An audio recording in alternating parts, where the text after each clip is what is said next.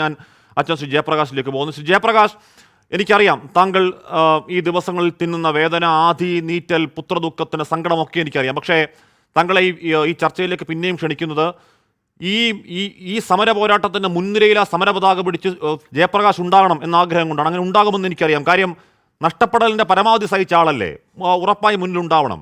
ശ്രീ ജയപ്രകാശ്, 18-ാം തീയതി അങ്ങയുടെ പുത്രൻ മരിക്കുന്നു. 23-ാം തീയതി ഞങ്ങളുടെ അല്ലെങ്കിൽ നമ്മുടെ MG പ്രതീഷ് എന്താണ് അതിലെ നിങ്ങളുടെ സംശയങ്ങൾ വെച്ചുകൊണ്ട് ആദ്യ വാർത്ത പുറത്തുവിടുന്നു.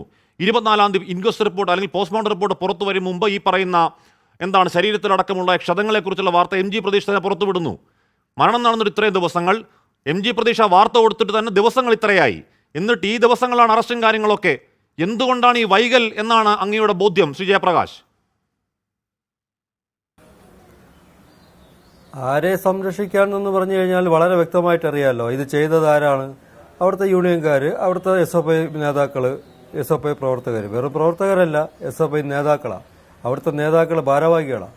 അപ്പോൾ അവരെ സംരക്ഷിക്കാൻ വേണ്ടി മാത്രമാണ് ഇത്രയും ദിവസം അവർ ഡിലേ ആക്കിയത്. അത് ആരാണ് ഡിലേ ആക്കിയതെന്നുള്ളത് എനിക്കറിയില്ല. അത് അന്വേഷിക്കണം.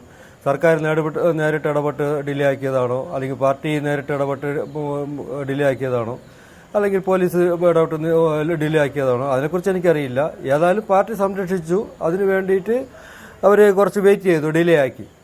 പിന്നെ എനിക്ക് തോന്നുന്നു കുറച്ച് സമ്മർദ്ദം വന്നപ്പോഴേ അവർ കുറച്ച് ഉണർന്ന് പ്രവർത്തിച്ച് കാണും. ഇപ്പോൾ അത് കഴിഞ്ഞിട്ടാണ് DYSP കൽപ്പറ്റ DYSP സാർ ഇവിടെ വന്നിട്ട് അതിൻ്റെ കേസ് അന്വേഷണം നടത്തുന്നുണ്ട്, മൊഴിയെടുത്തുകൊണ്ട് പോയി. ഇത്രയും ദിവസമായിട്ട് എല്ലാവരെയും ഇതുവരെയ്ക്കും കിട്ടിയിട്ടില്ല. അതെന്തുകൊണ്ട് കിട്ടാത്തത്? എല്ലാവരെയും ഇത്രയും ദിവസമായില്ലേ? 12 പേരെ സസ്പെൻഡ് ചെയ്തു, ഉടനെ തന്നെ സസ്പെൻഡ് ചെയ്തു. ആ 12 പേരിൽ ഒരു 2 ദിവസം മുമ്പ് വരെ ആരെയും കിട്ടിയിട്ടില്ല. ഇന്ന് 2 ദിവസം അത് കഴിഞ്ഞിട്ട് ഇന്നലെയോ മിനിയാന്നോ ഒരു 6 പേരെ അറസ്റ്റ് ചെയ്തു. അത് ഈ ലിസ്റ്റിലില്ലാത്തവരെയാണ്. പക്ഷെ നിരപരാധികളാണെന്ന് ഞാൻ പറയില്ല. ലിസ്റ്റിലില്ലാത്തവർ ഒരുപാട് പേരുണ്ട്. ഈ ലിസ്റ്റിൽ ഉള്ളവർ മെയിനായിട്ടുള്ള ആൾക്കാരാണ്. അവരാരെയും കിട്ടിയിട്ടില്ല. ഇന്നലെയോ മിനിയാന്നോ ആരെയൊക്കെ വന്ന് കീഴടങ്ങി എന്ന് പറയുന്നു. കീഴടങ്ങി എന്ന് പറയുമ്പോഴേ അത് ഞാൻ വിശ്വസിക്കുന്നില്ല ചിലപ്പോൾ ഇവർക്ക് യഥാർത്ഥ പ്രതികളായിരിക്കുമെന്ന്. അത് SFIയുടെ ഏറ്റവും വലിയ നേതാക്കളും വേണ്ടപ്പെട്ടവരൊക്കെ വന്ന് കീഴടങ്ങിയിരിക്കുന്നു. ഓക്കെ, അവർ കുറ്റവാളികളാണെങ്കിൽ നല്ലത്, സ്വയം തോന്നി കീഴടങ്ങിയാണെങ്കിൽ അത് നല്ലത്. പക്ഷെ എനിക്ക് വിശ്വാസം വരുന്നില്ല. അവരെ രക്ഷിക്കാൻ വേണ്ടി തന്നെയാണ് ഇപ്പോഴും ശ്രമിച്ചുകൊണ്ടിരിക്കുന്നത്. അത് അവർ മാത്രമല്ല, കോളേജിലെ ഡീൻ ഉൾപ്പെടെ. ഡീനിനും ഇതിൽ വ്യക്തമായ പങ്കുണ്ട്.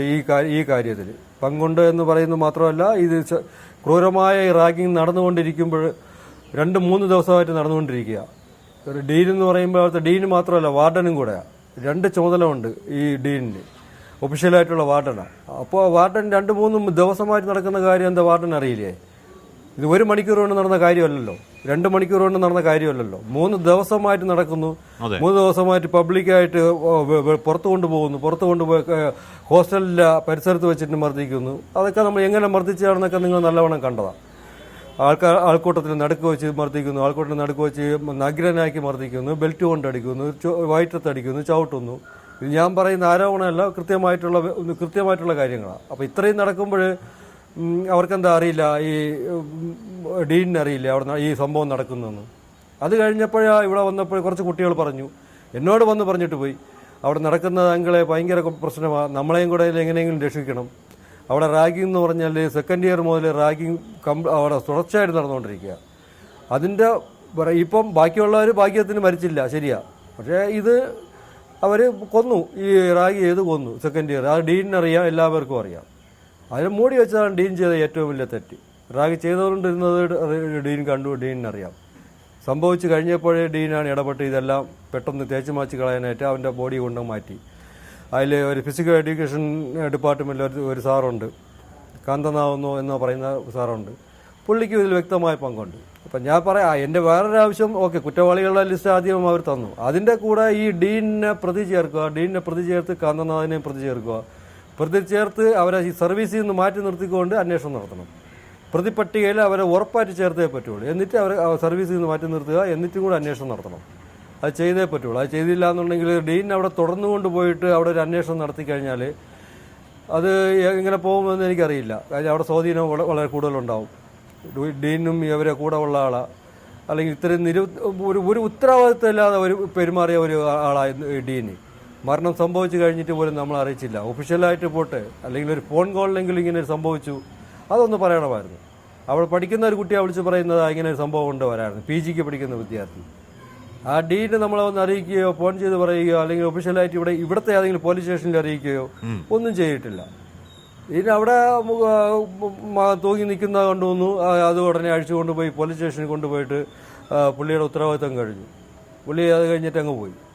പിന്നെ ഇവിടുന്ന് പോയി കഴിഞ്ഞിട്ട് അറിയുന്നത് ഈ സംഭവം കാര്യങ്ങളെല്ലാം. പോയി കഴിഞ്ഞിട്ടുമല്ല, പോയിട്ട് തിരിച്ചു വരുമ്പോഴേ ഓക്കെ. അവിടുത്തെ ഡീനിനോട് പോയിട്ട് നമ്മളെ ബന്ധുക്കളെ ചോദിച്ച് എന്താ സാറേ പ്രശ്നം, എങ്ങനെയാണ് ഇതുണ്ടായത്. പുള്ളി നേരിട്ട് ഉടനെ പറയുക എനിക്കിതിനെക്കുറിച്ചൊന്നും അറിയില്ല, നിങ്ങൾക്കറിയുന്നുണ്ടെങ്കിൽ വൈത്തിരി പോലീസ് സ്റ്റേഷനിൽ പോയി ചോദിക്കുന്നു. ഹോസ്റ്റലിൽ നടന്ന ഒരു കാര്യം, ഹോസ്റ്റലിൽ മരിച്ചു, ഹോസ്റ്റലിൽ റാഗിങ് ഉണ്ടായി, ഹോസ്റ്റലിൽ നിന്ന് എടുത്തുകൊണ്ട് പോയിട്ട് ഹോസ്പിറ്റലിൽ കൊണ്ടുപോയിട്ട് അവിടെ അന്വേഷിക്കാൻ വന്ന പോലീസ് ഉദ്യോഗസ്ഥനോട് ചെന്ന് ചോദിക്കാം. അന്വേഷിക്കാമെന്നല്ല, അവിടെ ആദ്യമായിട്ട് ഫസ്റ്റ് ടൈമിൽ അവിടെ കയറി വന്ന പോലീസുകാരനോട് ചോദിക്കാം, ഡീന് പറയുന്നത് അത് കറക്റ്റാണ്. ഇത്രയും ദിവസമായിട്ട് ഡീനിൻ്റെ മുമ്പ് വെച്ച് നടന്നുകൊണ്ടിരിക്കുന്ന റാഗിങ് പുള്ളിക്ക് എല്ലാം അറിയാം. പുള്ളി എടുത്ത വായിൽ പറയുക, അത് നിങ്ങൾ പോലീസ് സ്റ്റേഷനിൽ പോയി അന്വേഷിക്കും, പോലീസ് പറയും എന്താണ്. അങ്ങനെ പറയൂ. ഇല്ലാത്ത ഈ ഡീൻ ഇങ്ങനെ ചെയ്യുന്നു. ഞാൻ ഒരു വലിയ ജയപ്രകാശ്, ഞാൻ ഇന്ന് ഇപ്പോഴും ഡീനൊന്നും അറിഞ്ഞൂടാ കേട്ടോ. ഇപ്പോഴും നമ്മുടെ ഡീനൊന്നും അറിഞ്ഞൂടാ. നമ്മുടെ അരുൺ പാർക്കലോട് ഫോണിൽ സംസാരിച്ചു, ഒന്ന് കേൾക്കാവോ? ഇപ്പൊ ഒരു ക്ലാരിഫിക്കേഷൻ തരാൻ പറ്റിയ അവസ്ഥയല്ല എനിക്ക്. അതുകൊണ്ടാണ് ഞാൻ കേസുമായിട്ട് ബന്ധപ്പെട്ട് പ്രോസ് ചാൻസലറെ ഈ കേസുമായി ബന്ധപ്പെട്ടിട്ട് ഇന്നിപ്പോ നമ്മളോട് പ്രതികരിച്ചിരുന്നത് അതിൽ ഈ കോളേജ് അധികൃതരുടെ ഭാഗത്തുനിന്ന് വീഴ്ച പറ്റിയെന്ന് പറഞ്ഞിരുന്നേ. പറ്റിയെന്നാണോ പറ്റിയില്ലെന്നോ? പറ്റിയെന്നാണ് മന്ത്രി പറഞ്ഞത്. അപ്പൊ നോക്കട്ടെ, അന്വേഷിക്കട്ടെ, പോലീസ് അന്വേഷിക്കട്ടെ. അതായത് ഡീൻ ഉൾപ്പെടെയുള്ളവർ രക്ഷിതാക്കളെ ഈ വിവരം അറിയിച്ചില്ല വേണ്ട സമയത്ത് എന്നാണ് പറയുന്നത് മന്ത്രി. അന്വേഷിക്കട്ടെ കേട്ടോ, ഞാനൊന്നും പറയുന്നില്ല, എനിക്ക് പ്രതികരിക്കാൻ ബുദ്ധിമുട്ടുണ്ട്. ഒന്നും പറയുന്നില്ല. ശ്രീ രാഹുൽ മാങ്കൂട്ടത്തിൽ, ഇവിടെ